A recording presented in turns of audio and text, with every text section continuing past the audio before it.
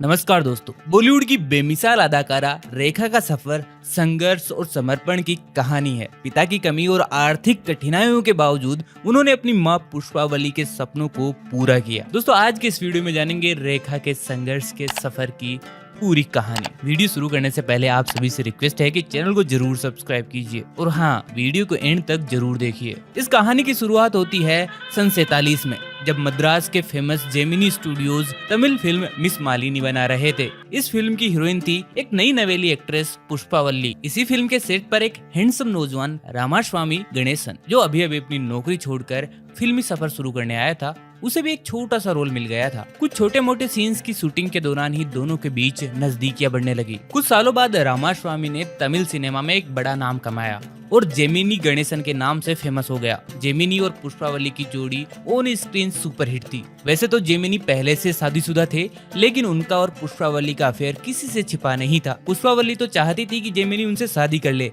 लेकिन उन्होंने कभी भी इस रिश्ते को कोई नाम देने से इनकार कर दिया। इसी कश्मकश के बीच पुष्पावली और जेमिनी की पहली बेटी पैदा हो गई, जिसका नाम रखा गया भानुरेखा गणेशन। भानुरेखा का जन्म ही अफवाहों और गॉसिप्स के बीच हुआ था और इन गॉसिप्स ने उसका पीछा पूरी लाइफ नहीं छोड़ा। बचपन से ही उसकी माँ ने उसे बताया था कि उसका नाम भानुरेखा गणेशन है, ताकि उसे वो पहचान मिल सके जिसके लिए पुष्पावली को इनकार कर दिया गया था। भानुरेखा के बाद जेमिनी और पुष्पावली की 2 और बेटियां हुई, लेकिन भानुरेखा को बचपन से ही पता था कि उसके पापा किसी और फैमिली के साथ रहते हैं, जिन्हें वो बेहद प्यार करते हैं। अपने बचपन में उसने अपनी माँ को धीरे धीरे टूटते देखा। ये वो चीजें हैं जो एक बच्चे पर हमेशा के लिए असर डाल जाती है। वैसे तो पुष्पावली ने पिता की कमी को पूरा करने की हर मुमकिन कोशिश की, लेकिन ये इतना आसान नहीं होता। उनकी उम्र बढ़ रही थी और फिल्मों में रोल घट रहे थे। अपने परिवार को पालने के लिए वो दिन रात मेहनत करती थी। रेखा कहती है कि हमारी माँ का प्यार हमारे लिए जुनून जैसा था, शायद इसीलिए भी क्योंकि वो घर पर बहुत कम रहा करती थी। वो ज्यादातर शूटिंग में बिजी रहती थी।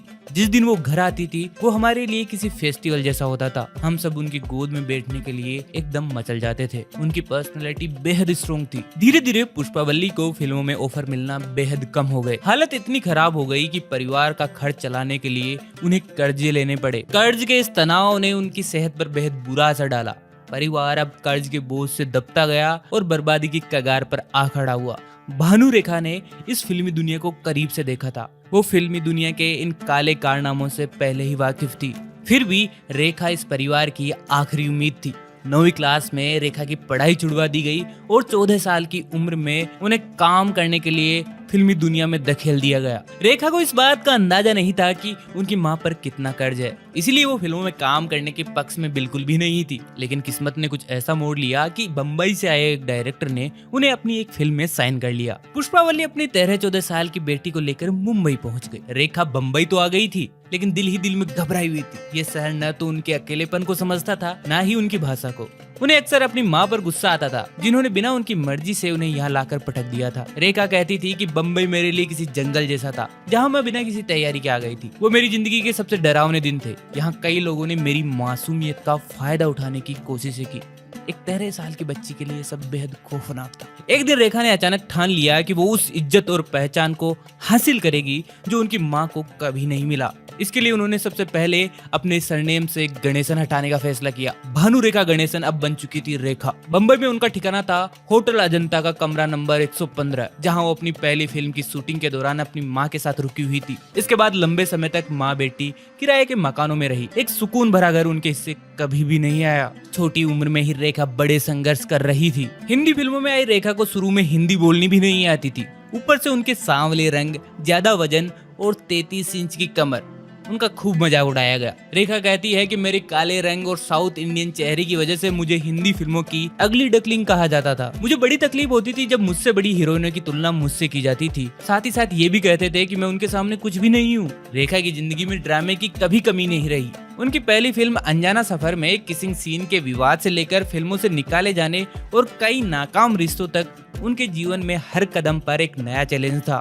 रेखा के आत्मविश्वास और जुझारूपन की सबसे बड़ी वजह उनकी माँ पुष्पावल्ली थी, जो हमेशा उनके साथ एक साये की तरह रहा करती थी। जिस रेखा को कभी हिंदी ना बोल पाने और ज्यादा वजन के कारण ताने सुनने पड़ते थे, वही रेखा 70 के दशक के अंत तक अपनी बेहतरीन फिटनेस और धारा प्रवाह हिंदी उर्दू बोलने के लिए मशहूर हो गई। यह हार ना मानने का जज्बा उन्होंने अपनी माँ से सीखा था। उनकी फिल्मों के लिए उन्हें नेशनल अवार्ड तक मिल चुका है। इन सब के बावजूद भी आज भी उनका जिक्र अमिताभ बच्चन के साथ उनके जुड़े नाम की वजह से होता है। इसकी एक वजह यह भी है कि रेखा ने कभी भी अमिताभ को ठुकराया नहीं। हाँ, उन्होंने जरूर ठुकरा दिया हो, लेकिन वो आज भी अमिताभ के नाम की मांग अपनी सिंदूर में भरा करती है। रेखा ने अपने जीवन में हुए बदलाव का ज्यादातर क्रेडिट अमिताभ बच्चन को दिया है। रेखा आज भी अमिताभ को अपनी जिंदगी में अपनी माँ के बराबर दर्जा देती है। आज भी रेखा के शानदार करियर से ज्यादा उनकी और अमिताभ की नजदीकियों का जिक्र होता है। अमिताभ और उनकी नजदीकियों के किस्से जब पीक पे थे, तभी रेखा ने दिल्ली के एक बिजनेसमैन से ब्याह रचा लिया, वो भी सिर्फ 1 महीने पुरानी हुई मुलाकात के बाद। बिजनेसमैन मुकेश अग्रवाल से उनका ये रिश्ता ज्यादा नहीं चला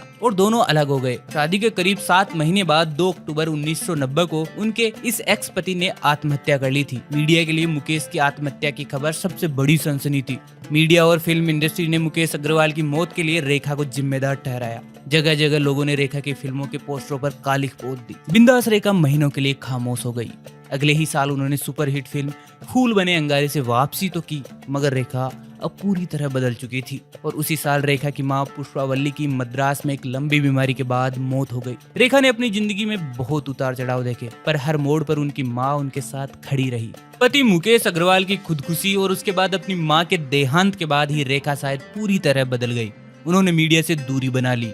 उनके इंटरव्यूज के स्वर और सुर दोनों बदल गए थे। अपने पहले के बेबाक और ईमानदार जवाबों से ठीक उलट उन्होंने खुद को मानो समेट सा लिया था। उन्होंने मानो एक वर्चुअल दीवार सी खड़ी कर ली है, जो आज भी नहीं गिरती। शायद रेखा के नसीब में सिर्फ संघर्ष की लकीरें लिखी है, जिनका कोई अंत नहीं है। रेखा के इस फिल्मी सफर के बारे में आपका क्या कहना है, कमेंट करके हमें जरूर बताइए। वीडियो कैसा लगा? अगर अच्छा लगा तो लाइक और शेयर करना ना भूले। चैनल को जरूर सब्सक्राइब कीजिए। दोस्तों, जल्दी मिलेंगे नए वीडियो के साथ। तब तक के लिए नमस्कार।